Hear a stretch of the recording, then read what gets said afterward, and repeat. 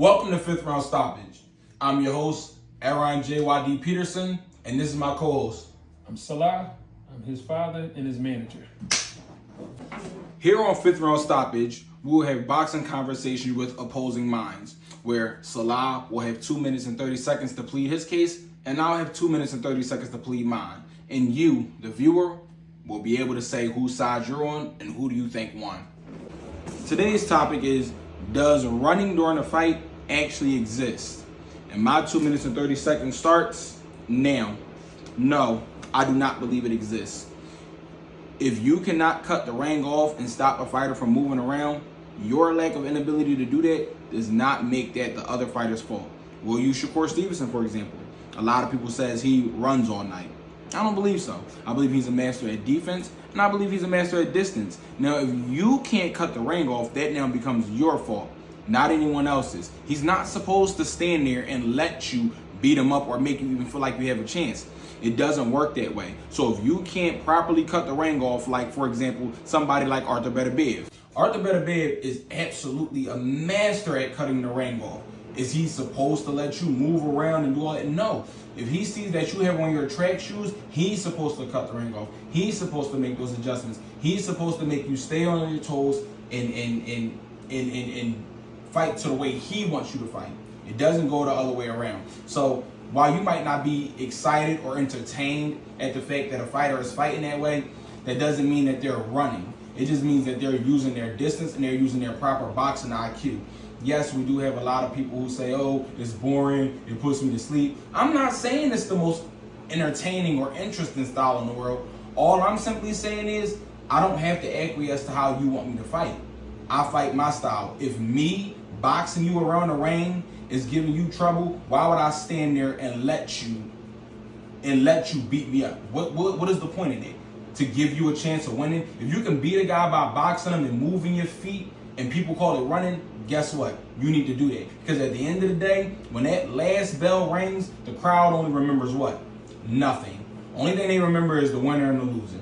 So that's it. You're just entertainment for them. You're just a blood sport for them. So I don't think that there's a such thing as running and boxing. I feel like if you can't cut the ring off, don't. Arthur Beterbiev, again, like I said, is someone who is masterful at this thing. So you have to learn how to cut the ring off, and don't blame someone else for not standing there and letting you punch them all in the face and punching them all in the body the whole entire night just because you want to give the crowd an entertaining fight.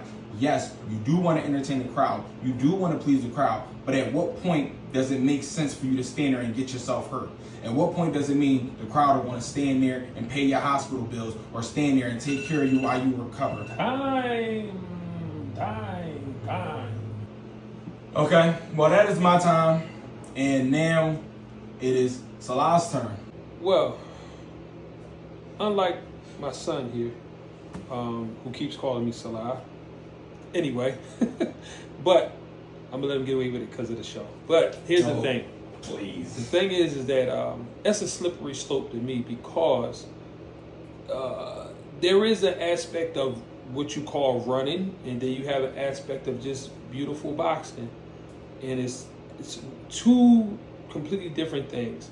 You can see beautiful boxing, and then you can see running. So I mean, I hate trying to use people as an example a lot of times because I don't want to ruffle no feathers, but there's times where we've seen fighters literally just run just to survive. They just here just to get through the 10 rounds, the 8 rounds, whatever it is. They just looking to survive. And I'm not saying that you shouldn't get out there and go make it your business to get these guys out of here. And as my son said, yeah, you should learn to cut the ring off. But yes, there are fighters that literally just run. I'm not a fan of it. I know it when I see it, you know what I mean? So with that being the case, I mean, to say it don't exist, I don't know about that. I mean, it exists. It definitely exists. I mean, again, like I said, you know, just like you used the example of Shakur Stevenson, a guy that, you know, is probably not the most crowd-pleasing style, but he boxed, you know? I mean, you got to learn to control the distance, but at the same time, too, even with a guy who's a guy that moves a lot, sometimes you got to stand in that pocket and fight too sometimes. I mean, especially when you already know that your defense and your elusiveness is part of what you do as a fighter. Like, you can't go the whole fight. Let me say this. You shouldn't go the whole fight like that, because you should be in a position to be able to sit down on your stuff and be able to actually literally box a person standing right in front of them. You should be able to box them and stand right in front of them. James Toney, a guy that can box you and stand right in front of you. Sugar Ray Leonard can box you and stand right in front of you. So they might use the movement and the agility sometimes, and a lot of times, but to say it's no time. So, with that being said, who do you guys in the comments down below, who do you agree with? Who do you think won this first episode of 5th Round Stoppage? Do you think it was my dad, Salah? Or do you think it was me, JYD?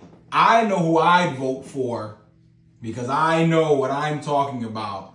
Don't listen to that guy. Even though I've been watching boxing longer than he even been fighting or been alive.